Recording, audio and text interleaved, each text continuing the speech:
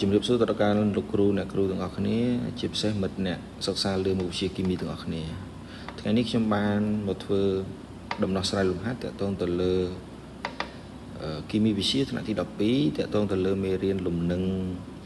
អាស៊ីតបាសនិងអំបិលដែលមានប្រធានដូចតទៅអញ្ចឹងប្រធាននេះគេបាននិយាយថានៅក្នុង solution អាស៊ីត acetic នៅសីតុណ្ហភាព25អង្សា C ហ្នឹងគឺមានតម្លៃកំហាប់ដើមរបស់វាគឺ 0.05 បាទនេះជាតម្លៃកំហាប់ដើមនិង pH របស់វាគឺ 2.9 សំណួរគេសួរគណនាកំហាប់អ៊ីដ្រូញ៉ូមនិងកំហាប់អូហាដកនៅក្នុង solution acid អញ្ចឹងយើងអាចគណនាបានកគណនាកំហាប់H3O បូកនិងកំហាប់ OH ដកអញ្ចឹងដោយសារវាជាអាស៊ីតខ្សោយហើយប្រធានលំហាត់បំរាប់គេប្រាប់តាក់ទងទៅលើ pH បាទគឺស្មើនឹង 2.9 អញ្ចឹង pH 2.9 នេះគឺវារកបានតាមរយៈកំហាប់អ៊ីដ្រូញ៉ូមពេលលំនឹងក្រោយពេលអាស៊ីតិកហ្នឹងបំបែកនៅក្នុងទឹកអញ្ចឹងយើងមានរូបមន្តមួយតាក់ទងទៅលើ pH ដែលតាក់ទងទៅលើកំហាប់អ៊ីដ្រូញ៉ូមគឺតាមរូបមន្ត pH ស្មើដកលោកកំហាប់ H3O បូកអញ្ចឹងយើងទាយរកកំហាប់ H3O បូកគឺស្មើ10សេគុណដក pH អញ្ចឹងដោយ pH របស់យើងប្រធានគេបានប្រាប់ស្មើនឹង 2.9 អញ្ចឹងយើងអាចជំនួសទៅលើរូបមន្តទៅនោះកំហាប់ H3O បូករបស់យើងគឺស្មើទៅនឹង10ស្វ័យគុណដក 2.9 អញ្ចឹងយើងបំលែងវាទៅយើងដំឡើងវាមួយយើងបាន10សេគុណដក 3 អញ្ចឹងយើង total ធ្វើម៉េចឲ្យស្មើដក 2.9 វិញអញ្ចឹងកន្លែងនេះគឺ 0.1 អញ្ចឹង10សេគុណ10សេគុណ 0.1 គឺស្មើទៅនឹង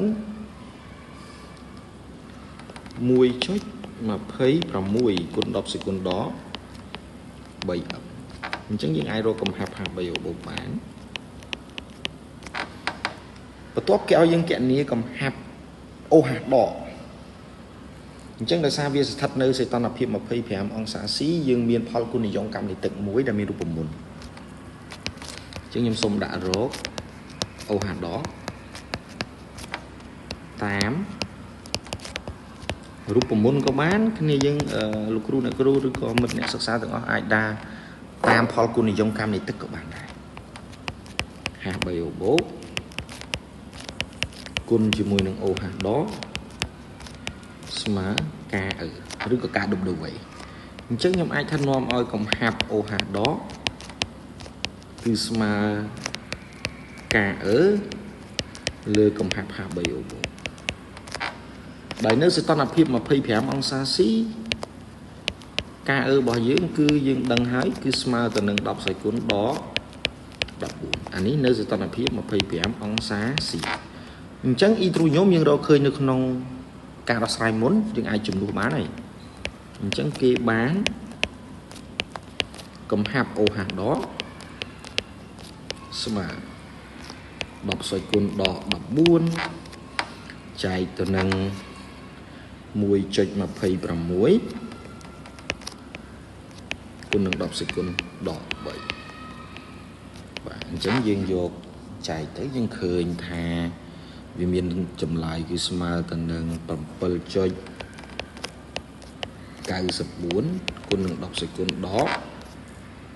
12 អញ្ចឹងយើងអាចឆ្លើយដូចនេះបានដូចនេះកំហាប់ H3O បូករបស់យើងគឺស្មើទៅនឹង 1.26 គុណ10សួនដក 3m កំហាប់ OH ដកគឺស្មើទៅនឹង 7.94 គុណនឹង 10 សេគុណដក 3 អង្អញ្ចឹងនេះជាដំណោះស្រាយរបស់យើងបាទជាដំណោះស្រាយរបស់យើង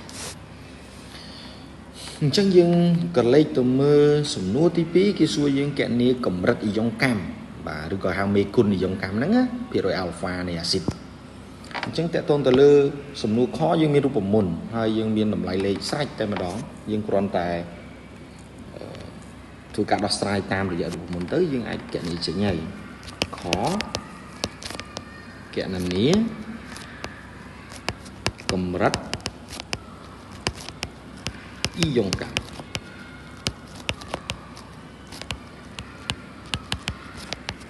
នៃអាស៊ីតអញ្ចឹងរូបមន្តរបស់យើងតាមរូបមន្តបាទភាគរយយ៉ុងកម្មស្មើនឹងកំហាប់អ៊ីដ្រូញ៉ូមនៅស្ថានភាពលំនឹងលើ Ca គុណនឹង 100 បាទភាគរយអញ្ចឹងដោយកំហាប់ H3O បូកគឺស្មើនឹង 1.26 គុណ 10 សេគុណដក 3 ចំណែក Ca គឺកំហាប់ដើមរបស់អាស៊ីតអាសេទិកយើងក៏លេខទៅមើលប្រធានគេបានប្រាប់យើងថាស្មើនឹង 0.05 អញ្ចឹងគឺអត់មានអីពិបាកទេអញ្ចឹងគេបានឬក៏នាំឲ្យក៏បានគេបានភាគរយអាល់ហ្វាស្មើ1.26 គុណ 10 សេគុណដក 3 ចែក 0.05 គុណនឹង 100 អញ្ចឹងយើងអាចដឹងចម្លើយស្មើនឹងគុណនឹង 100 ស្មើចែក 0.05 អញ្ចឹងយើងឃើញ 2.52 បាទភាគរយអញ្ចឹងយើងមើលដំណោះស្រាយអូខេត្រឹមត្រូវអញ្ចឹងយើងអាចឆ្លើយដូចនេះបានដូចនេះបាទភាគរយអ៊ីយ៉ុងកម្មរបស់យើងគឺស្មើនឹង 2.52 ភាគរយសំណួរបន្ទាប់គេសួរយើងគណនាតម្លៃ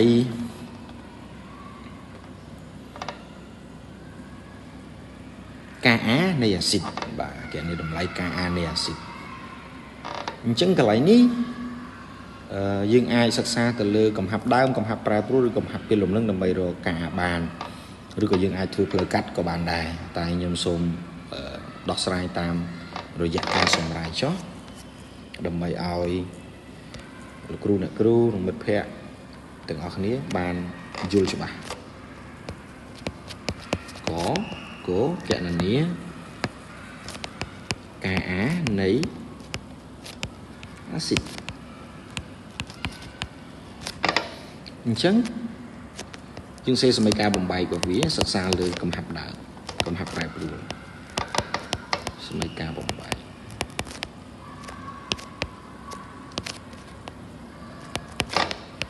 CH3 COOH បូកទឹកអញ្ចឹងដូចវីដេអូមុនដែរគឺខ្ញុំបាននិយាយឲ្យតាក់ទងទៅលើការបោះប្រូតុងរបស់អាស៊ីតខ្សោយរបស់អាស៊ីតសរីរាង្គអញ្ចឹងយើងបាន COO ដកគឺវាបោះកន្លែងជាប់ O បង្កើតបានជាចុង E ត្រួយអញ្ចឹងយើងដាក់កំហាប់ដើមកំហាប់ប្រែប្រួលកំហាប់លំនឹងអញ្ចឹងរបស់យើងមិញគឺកន្លែងនេះគឺ 0.05 កំហាប់អ៊ីដ្រូញ៉ូមយើងស្គាល់គឺ 1.26 គុណ 10 សេគុណដក 3 អញ្ចឹងកំហាប់ពេលលំនឹងនៃអង្គធាតុកកើតគឺវាស្មើទៅនឹងកំហាប់ដែលវាចូលរួមធ្វើប្រតិកម្មរបស់អង្គធាតុប្រតិកអញ្ចឹងយើងអាចថាស្មើនឹង 1.26 គុណនឹង 10 សេគុណដក 3 គឺ ន្លែងនេះក៏ដូចគ្នា 1.26 គុណ10សេគុណដក 3 1.26 គុណនឹង10សេគុណដក 3 អធិស្ឋានកន្លែងនេះខ្ញុំអត់ដាក់កំហាប់ទេដោយសារខ្ញុំសរសេរកំហាប់ខាងដើមមកហើយ 1.26 គុណ10សេគុណដក 3 អញ្ចឹងអានេះផលដកយើងស្មើនឹង 0.05 ដក 1.26 គុណ10សេគុណដក 3 អញ្ចឹងយើងអនុវត្តតាមកន្សោមមកបាទតាមការស្មើផលគុណរវាងកំហាប់ផលិតផលពេលលំនឹងអញ្ចឹង CH3 COO ដកគុណទៅនឹងកំហាប់ E ត្រូញ៉ូមពេលលំនឹងចែកទៅនឹងកំហាប់អាស៊ីតអាស៊ីតិកពេលលំនឹងដូចគ្នាអញ្ចឹងយើងអាចជួសលេខបានយើងអាចរកតម្លៃការ A បានអញ្ចឹងកន្លែងនេះខ្ញុំដាក់លើកជាការ៉េតែម្ដងគឺដោយសារវាមានតម្លៃស្មើគ្នា 1.26 គុណ10សេគុណដក 3 លើកជាការ៉េស្មើ 0.05 ដក 1.26 គុណ10សេគុណដក អញ្ចឹងដូចបញ្ជាក់អញ្ចឹងកន្លែងនេះវាមានតម្លៃតូចពេកអញ្ចឹងវាអត់អាចធ្វើឲ្យតម្លៃ 0.05 មានការប្រែប្រួលទេអញ្ចឹងយើងអាចមិនបាច់គិតវាក៏បានដែរអញ្ចឹងកន្លែងនេះយើងឃើញ 1.26 គុណនឹង 1.26 ចែកទៅនឹង 0.05 អញ្ចឹងយើងឃើញ 31.75 គុណនឹង10សេគុណដក 6 ឬក៏ចម្លើយយើងកលេចទៅមួយចម្លើយទាំងអស់គ្នាគឺស្មើនឹង 3.17 ក៏ប៉ុន្តែគេយកស្វ័យគុណគឺដក 5 អញ្ចឹងយើងអាចធ្វើឲ្យត្រូវនឹងចម្លើយទៅ 3.17 គុណ10សេគុណដក 5 អញ្ចឹងយើងអាចឆ្លើយដូចនេះបានការ គឺស្មើទៅនឹង 3.17 គុណ10សេគុណដក 5 តម្លៃការ គឺអត់មានខ្នាតទេបាទអញ្ចឹងការដោះស្រាយលំហាត់ទៅលើលំហាត់ទី3របស់ខ្ញុំគឺបានចប់ដោយប៉ុណ្ណេះសូមបើមានចំណុចខ្វះខាតត្រង់ណាសូមលោកគ្រូអ្នកគ្រូឬក៏មិត្តអ្នកសិក្សាគីមីទាំងអស់គ្នាអនុគ្រោះនឹងជួយកែលម្អទាំងអស់គ្នាបាទសូមអរគុណ